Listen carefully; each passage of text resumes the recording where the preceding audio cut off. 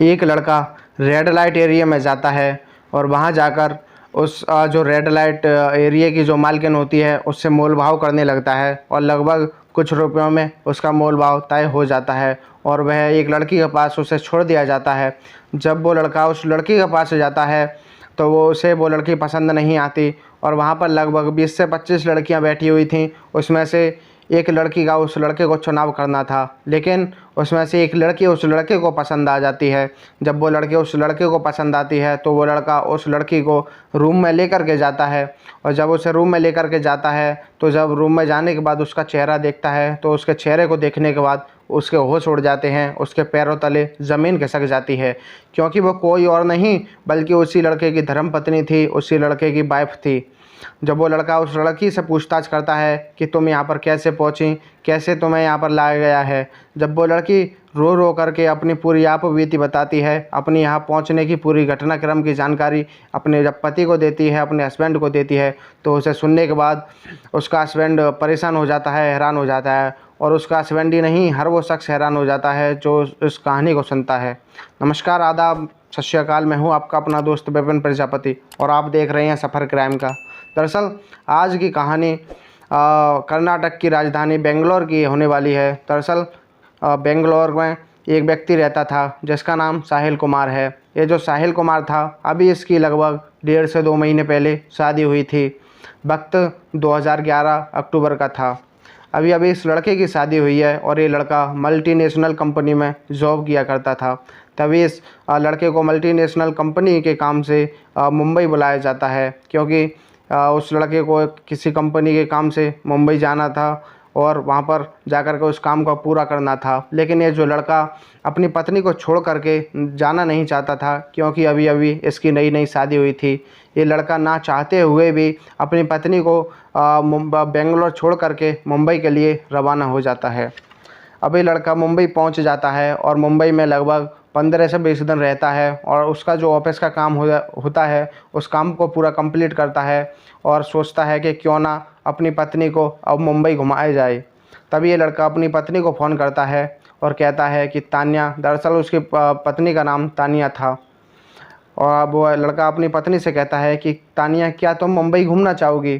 तभी लड़की इतना सुनती है तो खिलखिला उठती है, उसके चेहरे पर मुस्कान बढ़ जाती है और वो लड़की कहती है कि क्यों नहीं, अगर आप मुझे मुंबई घुमाना चाहोगे तो मैं अवश्य आपके साथ मुंबई घूमना चाहूँगी।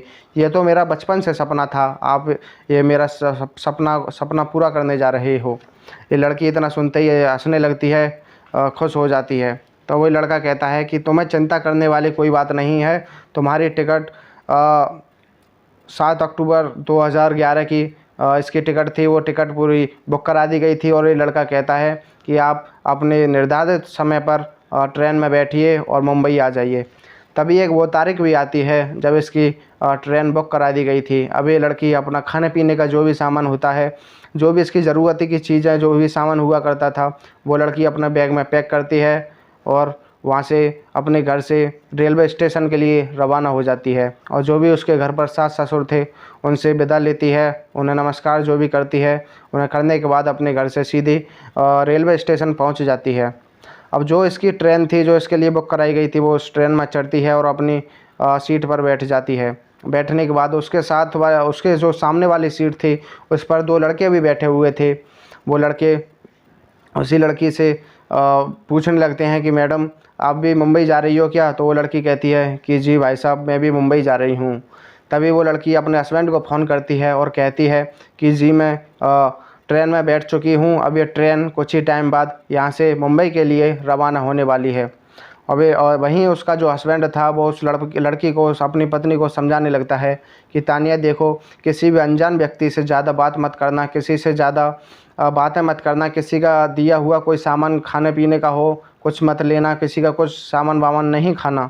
इस तरीके से वो लड़का अपनी पत्नी को समझा रहा था। तभी लड़की समझ जाती है कि सफ़र में किसी भी अनजान व्यक्ति से ज़्यादा बात नहीं करनी, ज़्यादा किसी का कुछ खाना पीना नहीं है।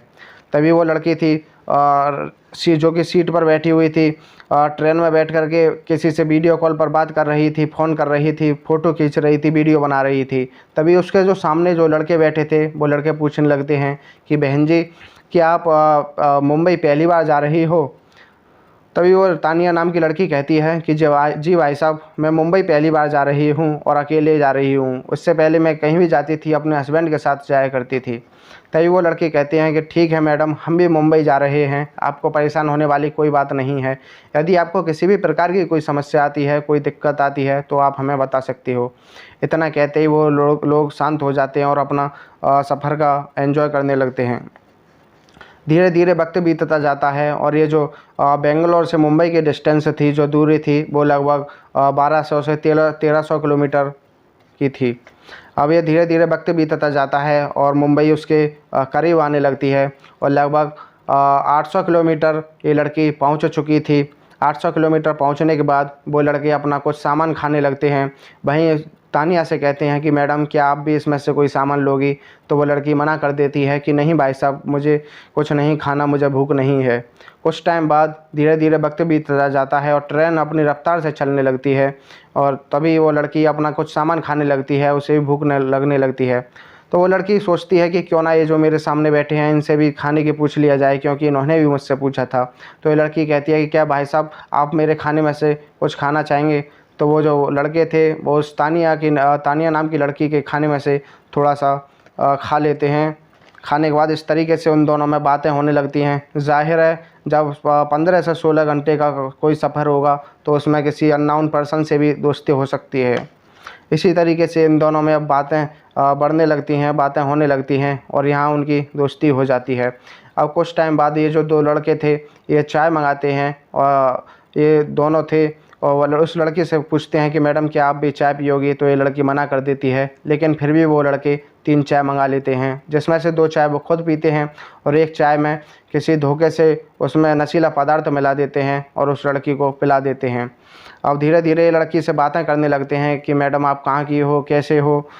इस तरीके से बातें इनमें चल रही थीं। कुछ टाइम बाद, चाय पीने के अलावा 8 से 10 मिनट बाद, ये लड़की धीरे धीरे बेहोश होने लगती है और लगभग आधे घंटे बाद ये लड़की पूरे तरीके से बेहोश हो जाती है।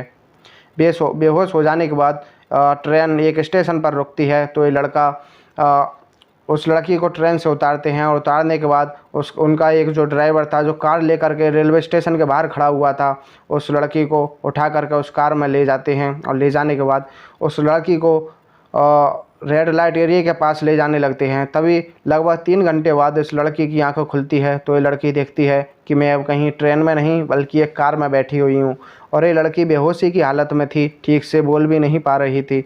इस लड़की की धीरे धीरे आंखें खुलती हैं तो ये लड़की उन लड़कों को पहचानने की कोशिश करती है। तो पता चलता है कि ये तो वही लड़के हैं जो मेरे साथ ट्रेन में बैठे हुए थे और उसमें एक नया व्यक्ति भी था जो कि गाड़ी को चला रहा था। तो ये लड़की उन लड़कों से पूछती है कि भाई साहब, आप मुझे ये कहाँ लेकर जा रहे हो? तभी वो उन दोनों में से एक व्यक्ति इस लड़की को तेज़ी से खींच करके तमाचा जड़ देता है और कहता है कि यदि तुमने ज़रा सी भी चीखने चिल्लाने की कोशिश की, ज़रा सा भी हल्ला गुल्ला करने की कोशिश की तो तुम्हें यहीं मार दिया जाएगा। तो ये लड़की पूरे तरीके से डर जाती है और इनके इस बात को सुनकर के लड़की कुछ भी नहीं बोलती, शांति से उस कार में बैठी रहती है।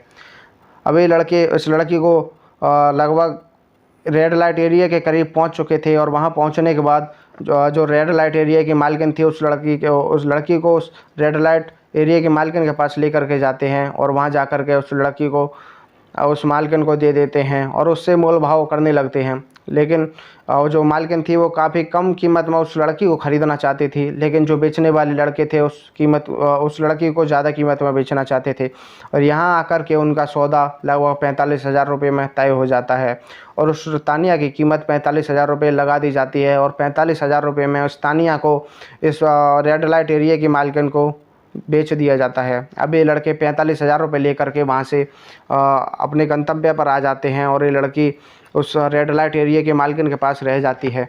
अब ये जो रेड लाइट एरिया की जो मालकिन थी, ये इस लड़की को नहलाती है, धुलाती है, इसे खाना पीना खिलाती है और उसे प्यार से समझाती है कि देखो, अब तुम हमारे यहाँ पर आ गई हो, अब तुम्हें हमारे हिसाब से चलना होगा, तुम्हारा कोई कहीं था नहीं था, अब इसे आप सब कुछ को भूल जाइए और हमारे साथ रह कर के काम करने लगिए।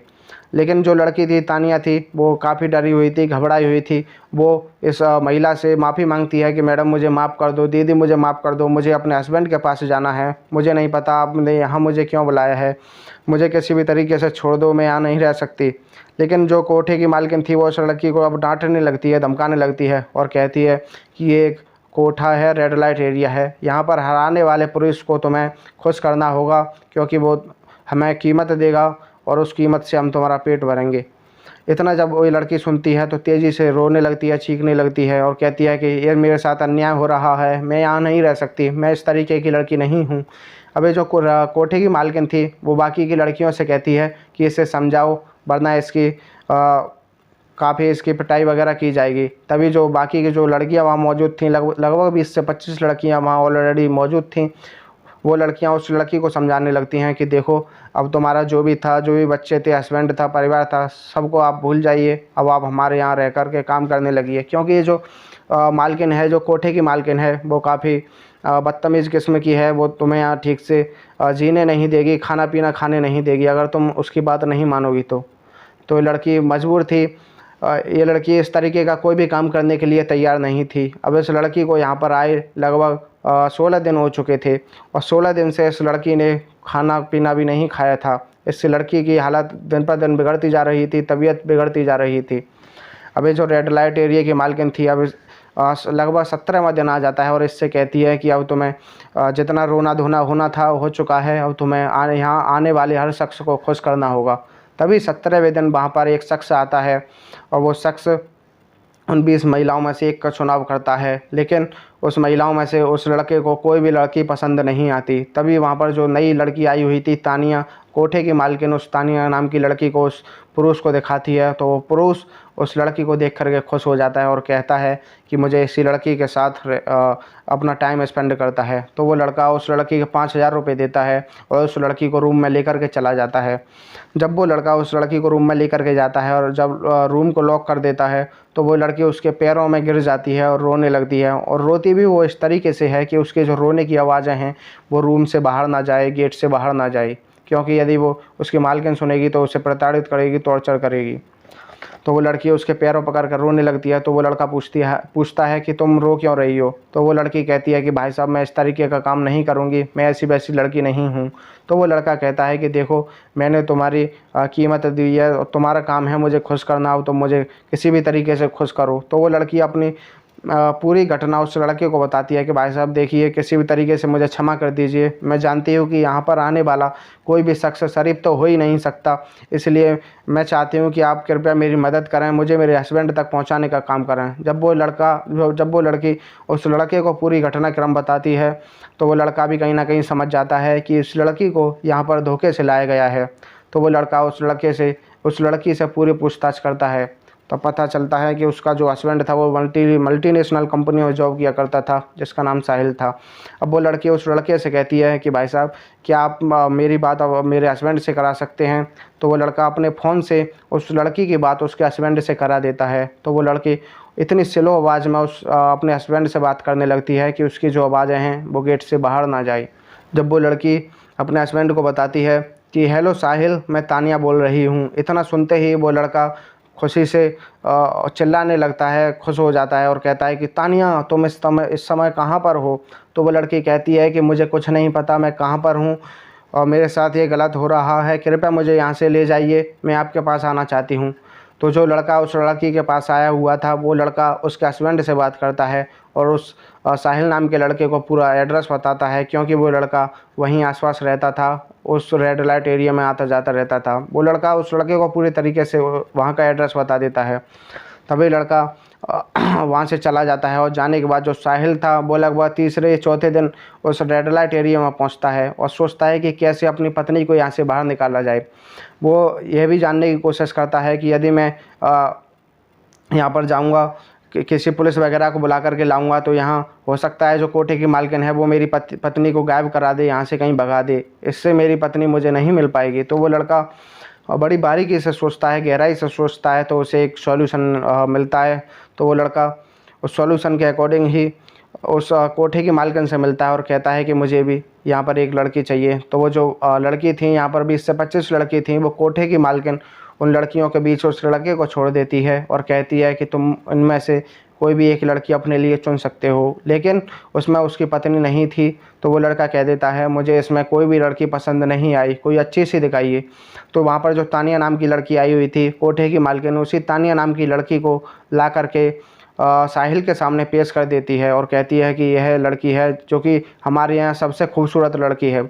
जो साहिल नाम का लड़का था वो भी इस लड़की को देख करके खुश हो जाता है और कहता है कि मुझे यही लड़की चाहिए। तो वो लड़का भी उस लड़की की लगभग 5 से 7 हज़ार रुपये कीमत पे करता है और उस लड़की को लेकर के रूम में चला जाता है। जब उस लड़की को रूम में लेकर के जाता है तो उस लड़की की आंखें झुक जाती हैं। वो लड़की उस लड़के के गले लग जाती है और रोने लगती है। जब वो साहिल नाम का लड़का उस अपनी पत्नी से पूछता है कि ये तुम्हारे साथ कैसे हुआ, कैसे तुम यहाँ तक पहुँची, तो वो लड़की अपना पूरा घटनाक्रम बताती है कि मुझे जो मेरे ट्रेन में साथ वाले लड़के बैठे हुए थे उन्होंने मुझे धोखे से चाय पिला दी जिसमें कुछ नशीला पदार्थ मिला हुआ था। उसे पीने के बाद मैं बेहोश हो गई और वो उस लड़कों ने मेरा गलत फ़ायदा उठा लिया और मुझे यहाँ पर ला कर के 45,000 रुपये में बेच दिया है। तो ये लड़का सोचता है कि यदि हम यहाँ से भागने की कोशिश करेंगे तो हमारी जान के लिए खतरा हो सकता है, हमें मारा भी जा सकता है। तो ये लड़का वहीं की जो मुंबई की पुलिस थी उस पुलिस को कंट्रोल रूम में फ़ोन करता है और जब कंट्रोल रूम में इस बात की खबर पहुंचती है तो वहाँ की आसपास की जो भी पुलिस थी वो उस कोठे पर आ जाती है और उस कोठे को पूरे तरीके से घेर लेती है। जब घेरने के बाद वहाँ से एक अनाउंसमेंट किया जाता है कि जो कोठे की मालकिन है वो बाहर आ जाए और यहाँ पर जो भी लड़कियाँ मौजूद हैं वो सभी उतर के नीचे आ जाएं, नहीं तो तुम्हारे साथ अच्छा नहीं होगा, तुम्हें उठा करके जेल में डाल दिया जाएगा। इस तरीके की बातें जब पुलिस करती है तो जो कोठे की मालकिन थी वो बाहर आ जाती है और वहाँ पर जो तानिया नाम की लड़की थी जिसका हस्बैंड साहिल था वो लड़का भी नीचे आ जाता है और पुलिस को पूरी घटना की जानकारी दे देता है। तब पुलिस इन दोनों को वहाँ से रिहा करा देती है और वहाँ पर जो इस तरीके की लड़की थी जिन्हें धोखे से यहाँ पर लाया गया था, बेचा गया था, ना जाने उनमें से और भी कितनी लड़कियों को वहाँ से इस तरीके से रिहा करा दिया जाता है। तो दोस्तों ये थी आज की कहानी जहाँ पर साहिल और उसकी जो पत्नी थी तान्या उनको यहाँ से रिहा करा दिया गया था और वहीं ना जाने कितनी अनजान जो लड़कियाँ थीं इस तरीके से यहाँ पर धोखे से लाई गई थीं उन्हें भी यहाँ से रिहा करा दिया जाता है। उन्हें भी एक खुशहाल ज़िंदगी जीने का एक मौका मिल जाता है। तो वो लड़कियाँ भी काफ़ी खुश होती हैं कि अब हमारी ज़िंदगी अच्छी कटेगी, हमें फुल फ्रीडम मिल चुकी है, आज़ादी मिल चुकी है। तो दोस्तों ये थी आज की कहानी जहाँ पर किस तरीके से एक लड़की को किडनैप कर लिया गया था और कोठे पर ला करके बेच दिया गया था। तो दोस्तों इस कहानी का उद्देश्य किसी को हैरान करना नहीं है, परेशान करना नहीं है। आप लोग अवेयर रहें, सुरक्षित रहें।